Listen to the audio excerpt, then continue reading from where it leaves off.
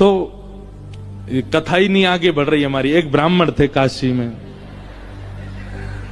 वो नित्य भागवत जी का पाठ करते थे।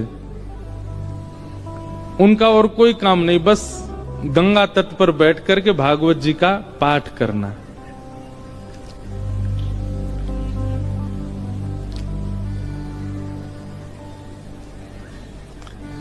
धीमे धीमे उनकी आयु बढ़ने लगी। एक दिन परिवार के सब लोगों ने कहा, भैया ये कोई इनका काम धंधा शुरू करा दो, पूरे दिन पाठ करते रहते हैं भागवत जी का। और पाठ भी किसी व्यक्ति के लिए नहीं, अगर कोई उनको दक्षिणा भी देता था कि पंडित जी हमारे यहां पाठ कर दो, तो उसके यहां पाठ करते थे, वो उसका पाठ, फिर उसके बाद अपना पाठ अलग करते, अपने लिए करते थे। और उसके पीछे उनकी कोई कामना नहीं थी, निष्काम भाव से करते थे।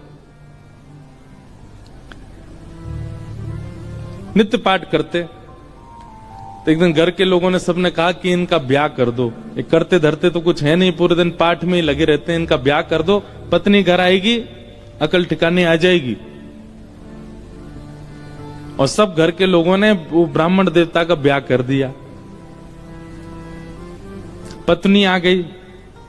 कुछ दिन बाद पत्नी को भी पता लगने लगा कि ये कोई काम धंधा नहीं करते हैं, पूरे दिन केवल भागवत जी का पाठ करते हैं। बहुत प्रयास किया, लेकिन उसके बाद वो भी हार गई कि ये करेंगे नहीं, कहीं काम नहीं कर सकते, ये तो भागवत जी में ही लगे रहेंगे। तो आपत्तिकालीन ग्रहणी परीक्षा, हमारे शास्त्र आज्ञा करते हैं कि घर में आई हुई आपत्ति के समय घर की गृहिणी की परीक्षा होती है।